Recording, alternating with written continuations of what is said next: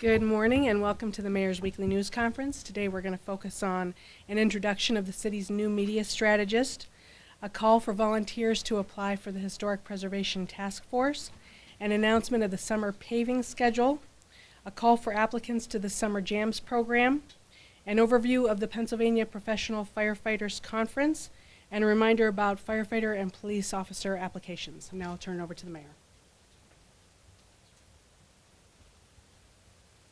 Thank you, Renee, and welcome everyone. Thanks a lot for being here this morning. We want to kick off today's meeting by introducing our brand new media strategist. His name is Frank Stramilla. Frank's an Erie native. He worked in the media industry for over 10 years in various positions. He gained a lot of experience in production, in social media, and in logistical operations. He returns to Erie. He is an Erie native. He's returning here with his wife, Jacqueline, after serving in the Army since August of 2014.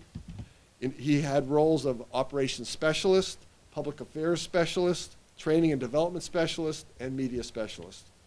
As a seasoned media specialist, he's passionate about advancing the vision and message of the city of Erie through social media, traditional avenues of communication. In addition to having an immense experience as a media specialist, Frank also plans to volunteer with nonprofit philanthropic groups. He will assist them in building their presence in the Erie community. Frank also enjoys playing music. I haven't heard him play yet, but I'm looking forward to it. Fishing and photography. Now I'd like you to help me welcome Frank to the podium to say a few words. Frank. Thank you, Mr. Mayor. So as a media strategist, I serve the city of Erie as a liaison to the news media and the citizens of Erie through social media and traditional press. So in the military, you were given the opportunity to live and travel in a bunch of different places. I had the opportunity to live in Alaska, go to Thailand, Japan, and work with all the medias around the world and around the globe. Everywhere I would go, I would tell people how awesome Erie, Pennsylvania is. I have a real passion for the city, which is why it only made sense that my wife and I came back to the city when my tenure with the military was finished. I'm passionate, as I said before, about the city and believe in the future that we can all build together. My main focus will be on messaging issues that are important to the office of the mayor and the community. I plan on undertaking a full media audit, benchmarking current trends, and implementing key improvements to have synchronicity between the media and the office of the mayor across all platforms. My contact information will be circulated in the next coming days. We're still getting it all set up through IT and the various outlets of the city. I want to thank the mayor and Renee for bringing me on the team, and I look forward to working with everyone in the future. Thank you, Mr. Mayor. Thanks, Frank. And remember, you don't need to salute me when you see me. That's okay. But if you wanted to salute the police chief or the fire chief, that would probably be okay. We're very excited that you have joined our team, and your skills are really going to help us achieve our vision for the city of Erie. Thank you very much.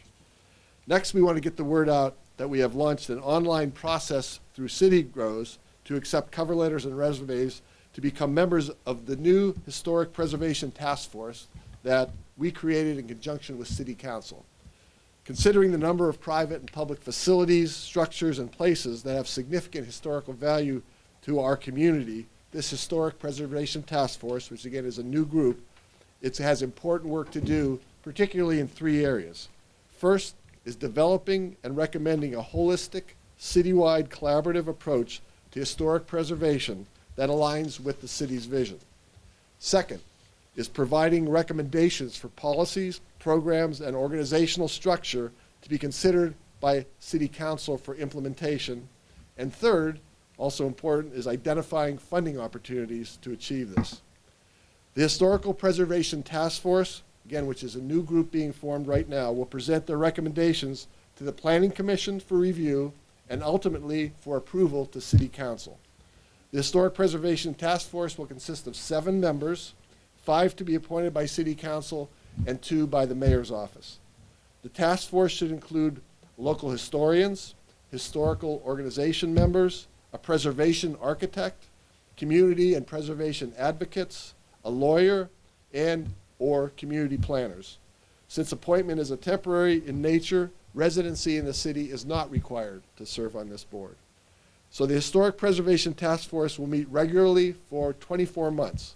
During this time, the task force is authorized to meet with other appropriate agencies and groups to fulfill their responsibility. A final plan will be presented to council prior to completion of their work, although policies deemed necessary for implementation may be presented to council throughout the time that the task force is doing its work. The deadline to submit your cover letter and resume if you'd like to serve on this task force is May 15th, next Friday. And the link is https://grow.city-city-of-Erie. Can you remember that? Next, we want to announce the summer paving schedule. Our city engineer, John Tushak, is going to present our 2019 paving plans. John, I'll turn the mic over to you.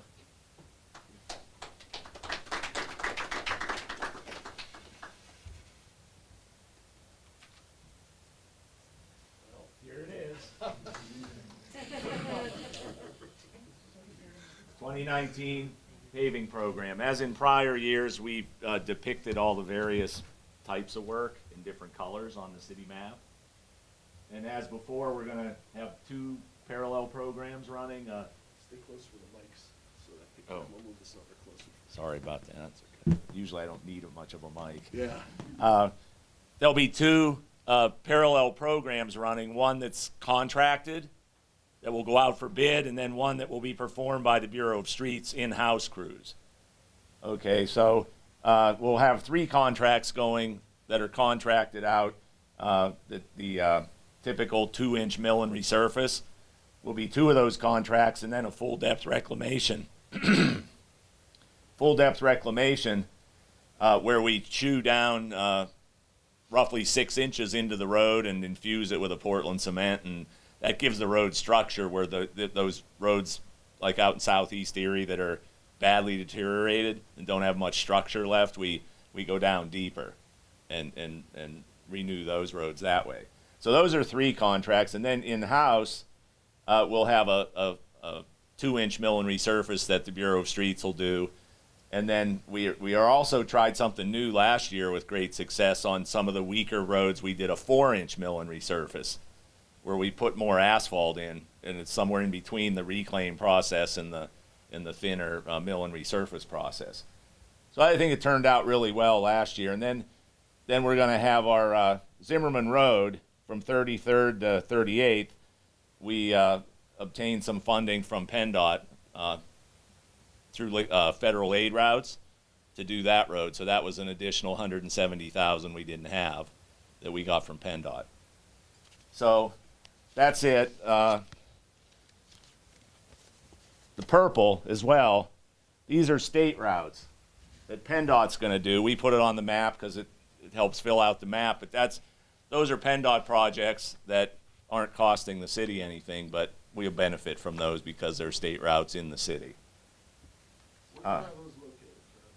These purple, it's East 12th Street, which you probably know is already underway. That's from Wayne to Franklin. And then Peach Street, I think they've already milled up there as well, from 26th to 38th on Peach. And then they plan to do 38th Street from Peach all the way out to the city line. Actually, I think it goes all the way out to Asbury Road through Mill Creek. So that's the story for this year. I'll give you some statistics. The paving portion of this contract would be about $2.9 million, and about $600,000 in the city. Bureau of Streets work for a total of almost $3.5 million just for the paving portion.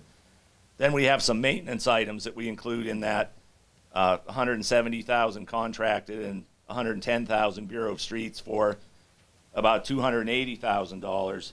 And then we'll be doing about $425,000 in triggered curb ramps. So the grand total of our program this year is almost $4.2 million. And the contracted portion of this will be almost 24 lane miles. And the Bureau of Streets will do almost 5 lane miles for a total of 28.5 lane miles. And in square yardage terms, we're approaching 200,000 square yards of paving. That's about it. Do I have any questions? Is that about 10% of our streets roughly being paved? Is that what that will work out to? We have about, 300 miles of streets, which would be maybe 600 lane miles, Okay. plus or minus, depending on the number of. So maybe what's that, about 5%?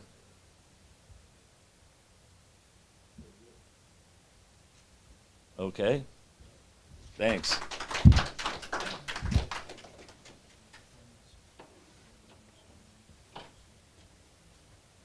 Thank you, John. I appreciate your work on this. And usually the questions come at the end in one-on-one interviews, so stick around after we're done.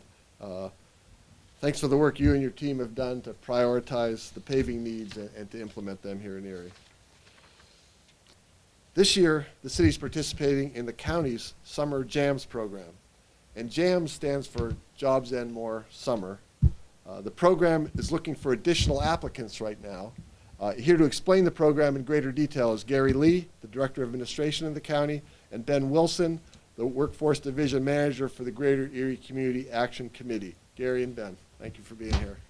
Thank you. Welcome. Good morning, everyone. Thank you, Mayor, for the invitation to come over and have some words in reference to the summer job program. I believe it is better to raise a child than to repair an adult. Again, I believe it is better to raise a child than to repair an adult. Hence is why we have the Summer Jobs program. This is a great program that had started back in 2014, and to date, we're going into our 6th year here. We have invested approximately $1.6 million, and 780 students have completed the program. When I say we, I'm talking about Erie County government, Erie County Gaming Revenue Authority, the Erie Community Foundation, and now the City of Erie. I have to take a moment to personally thank the mayor and his team for his vision. We came over to meet with the mayor last year to talk about the Summer Jobs program, and we went into detail with he and his team about the program, and he asked some very good questions, and the team asked some very good questions. Then he asked, could he review the report? And I said, absolutely. When I get back to my office, I'll forward it to you. I forwarded the report to the mayor before the close of business day. The mayor responded and said, we're in. Let's give the mayor a round of applause for that commitment. We believe we have the winning formula. And what is the winning formula? High self-esteem, which means getting the students to value themselves, not only high self-esteem, but also high confidence, believing that they can do it. That's 50% of it. The other 25% is setting the students up with the proper role models, getting them in the right environment. The net last 25% is hope and inspiring them and letting them know that the parents, not only the parents, but the community leaders, the business leaders, believe in them.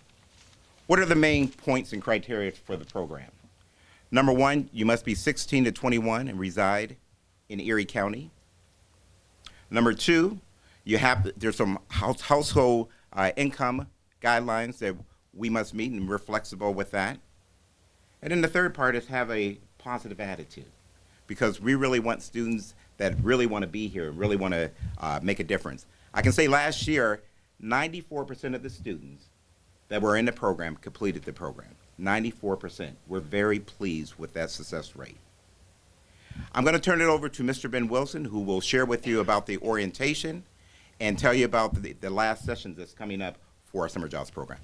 Mr. Wilson. Thank you. So we're going to be having another orientation here at City Hall tomorrow from 1:30 to about 4 o'clock. So anyone that's interested in the program, please come down between that time, and we'll have representatives from the Summer Jams program available to hand out applications, explain the process, and hopefully get some more students involved in the program.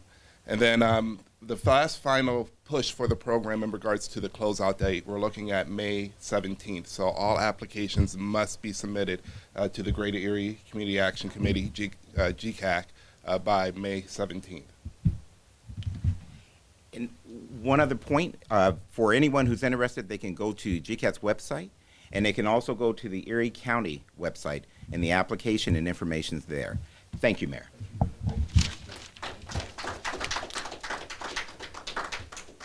I agree with you, Gary. It's better to raise children than to repair adults. There's no question about that. And your program does that, and it gives an opportunity for children that may be disadvantaged to take that step up. And that's a wonderful thing.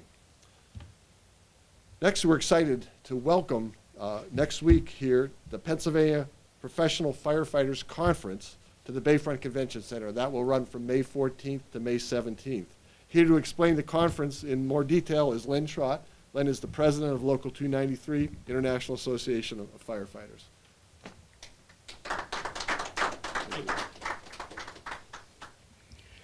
Good morning. Next week, the 14th through the 17th, your Erie Firefighters Local 293 will be hosting the Pennsylvania Professional Firefighters 46th Biennial Convention at the Bayfront Convention Center.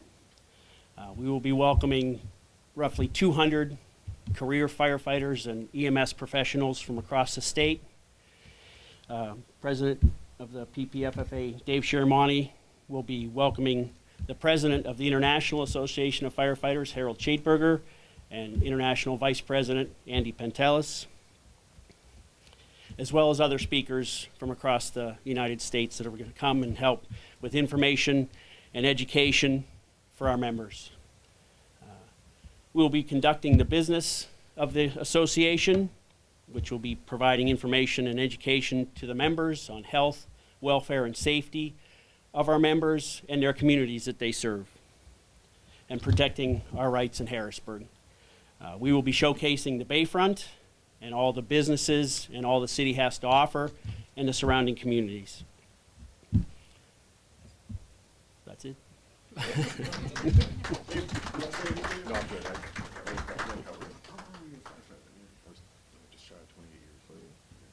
Thank you.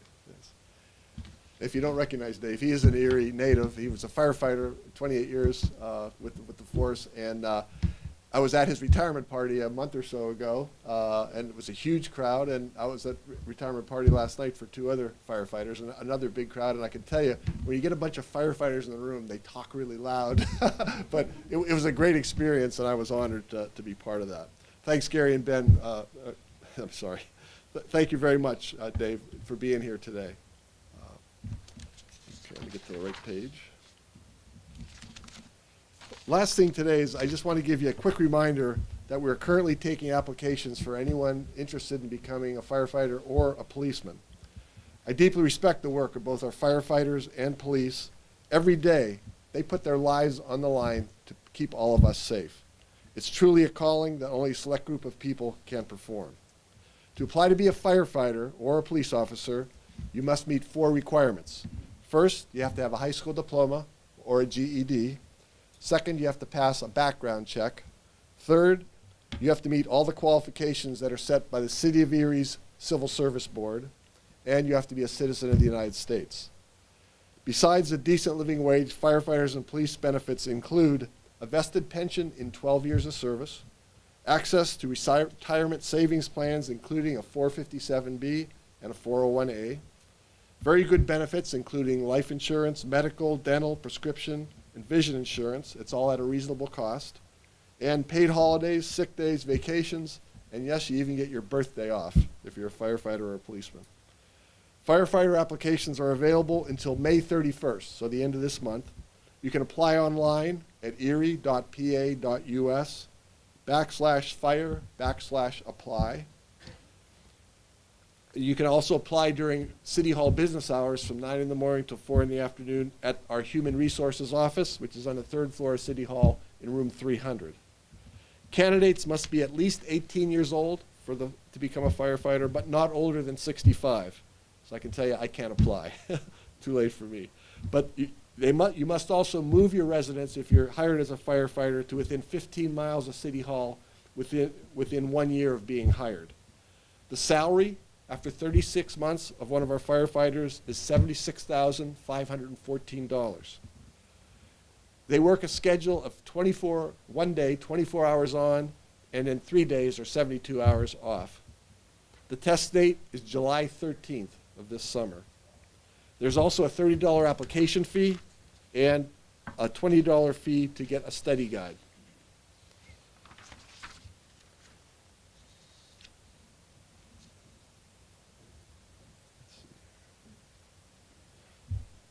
For those who registered, there's a training program. If you're registered to be a firefighter, there's a training program that's going to be held, but you have to have registered already, at the Booker T. Washington Center starting Monday, May 13th.